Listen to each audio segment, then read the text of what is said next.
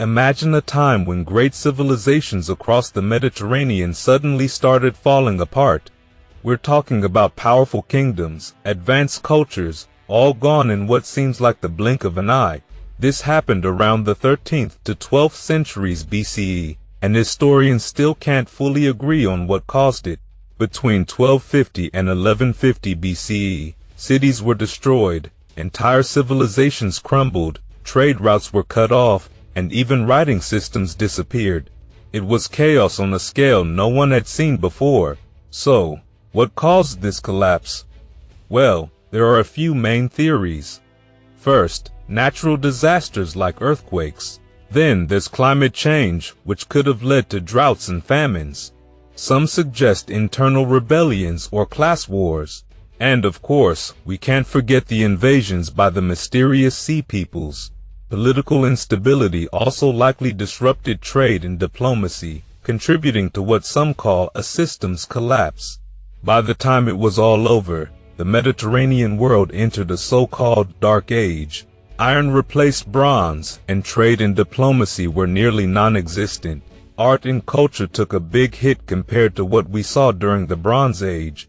But while things looked grim, this Dark Age wasn't as bad as scholars used to think. It was actually a time of change and rebuilding, leading into the Iron Age. However, even as new civilizations emerged, much was lost, and some lessons from the collapse still resonate today, especially when we think about how interconnected our modern world is. So, what was the Bronze Age like before all this? This period was named for its use of bronze in tools and weapons, but it's also famous for some of the most important advancements in history. The Bronze Age saw major developments in culture, language, technology, religion, and politics all across the Mediterranean. When we think of ancient history, a lot of it comes from this era. The pyramids of Giza? Yep, that's Bronze Age Egypt.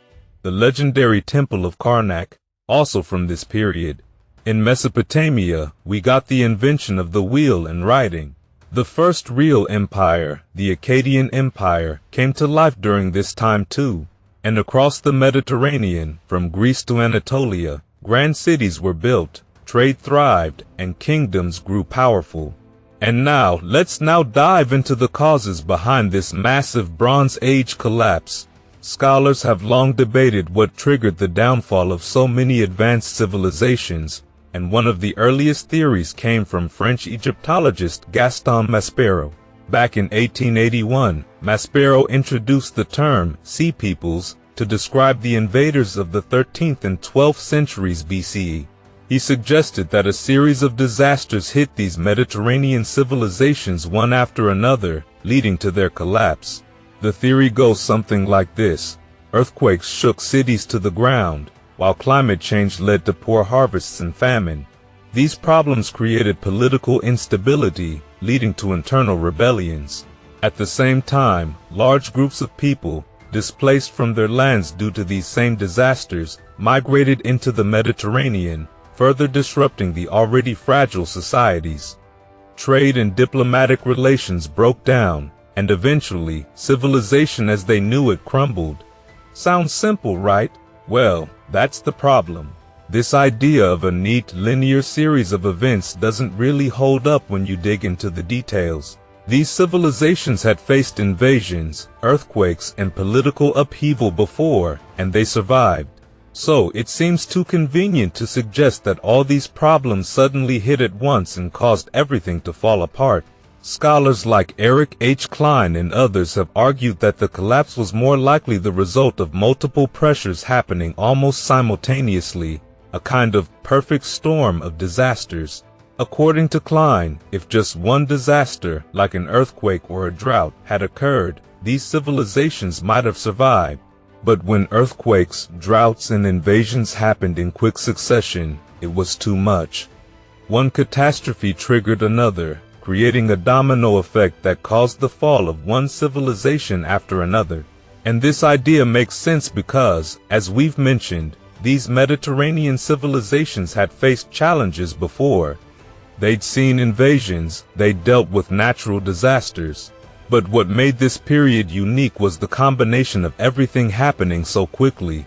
This isn't a story where we can point to a single date and say, this is when the Bronze Age collapse began.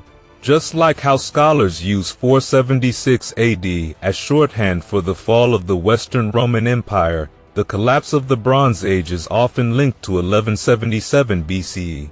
But it's more of a symbolic date than a hard fact. The real story is much more complex.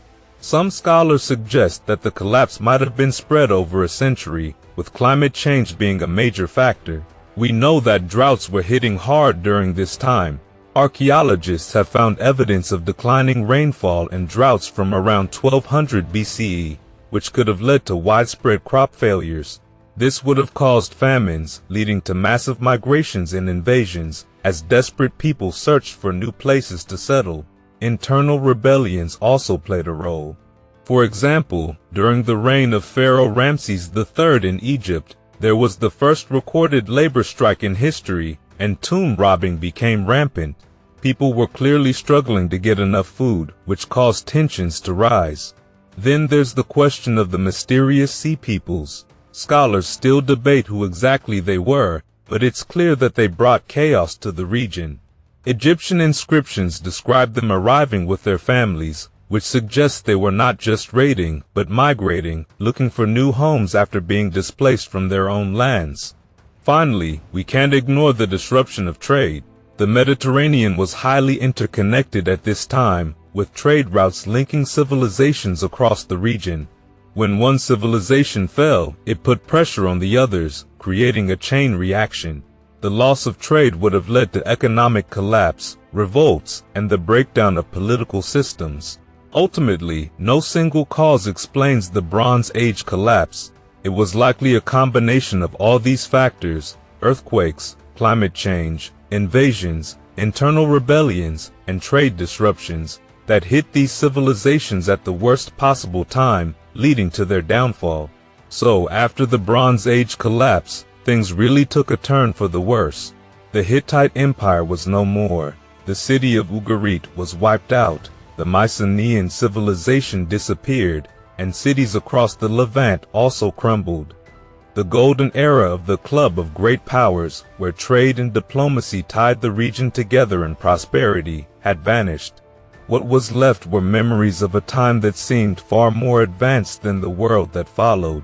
These memories lived on through myths, especially in Greece, where Homer and Hesiod, writing in the 8th century BCE, spoke of a grand age long past, one far superior to the present they knew. Now, here's where it gets interesting. Even though this was a dark time, it wasn't all doom and gloom. Eric Klein, in his book 1177 BC, The Year Civilization Collapsed, makes a fascinating point. He compares the collapse to a wildfire that, while destructive, clears the way for new growth. From the ashes of the Bronze Age collapse, the roots of new civilizations started to grow, eventually leading to the world we know today. Think about it like this. Sometimes, a massive reset is what's needed for fresh, new ideas to take root. Klein suggests that, while the collapse was devastating, it also paved the way for innovations and new cultures that would shape the modern world. But it's still hard not to wonder, what if the Bronze Age never collapsed? How different might our world look today? It's also worth noting that the Dark Ages following the collapse weren't as bleak as people once thought. For example, Egypt's third intermediate period saw incredible craftsmanship in bronze, gold, and silver. Bronze survived the collapse, and although certain writing systems disappeared, like those of the Mycenaeans and Minoans, the Phoenician alphabet emerged to fill the gap. Slowly but surely, those who survived the collapse adapted, rebuilt, and moved forward, albeit in a world that had been profoundly transformed. Life, as always, changes and evolves. The civilizations that followed were different, but they carried the spirit of innovation and adaptation that had defined the Bronze Age. As the Greek philosopher Heraclitus famously said, "The only constant in life is change," and that was certainly true for these civilizations. Now, here's where things get really thought-provoking. When you look at our modern world, the parallels with the Bronze Age collapse are hard to ignore. Back then, civilizations were tightly connected through trade and diplomacy, just like today's global network. And as we've seen, when one part of that interconnected system breaks down, the rest can follow quickly. Klein even warns that, in today's world, all it might take is a tipping point, one major event or crisis, to destabilize the entire system. For us, that tipping point could very well be climate change. Just like in the Bronze Age, when environmental shifts contributed to the downfall of great civilizations, today's climate challenges are pushing societies to the edge. And unlike the civilizations of the past, we have the science and technology to see what's coming.